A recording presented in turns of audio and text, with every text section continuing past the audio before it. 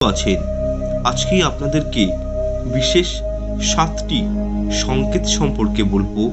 সেগুলো যদি আপনারা পুজো করতে বসে পেয়ে থাকেন, তার মানে বুঝবেন আপনাদের গৃহদেবতা, আপনার ইষ্ট দেবতা বা যে দেবদেবীর আপনারা পুজো করছেন আপনার পুজো ঘরে, সেই ভগবান কিন্তু আপনার উপর অত্যন্ত সন্তুষ্ট হয়েছেন এবং আপনার পুজো গ্রহণ করেছেন।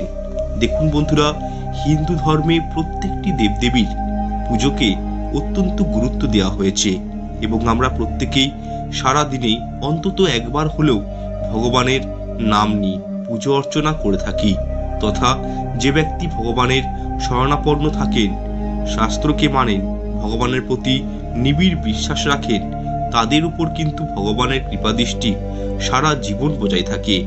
সেই ব্যক্তির জীবনে কখনোই কোনরূপ দুঃখ, কষ্ট, দারিদ্রতা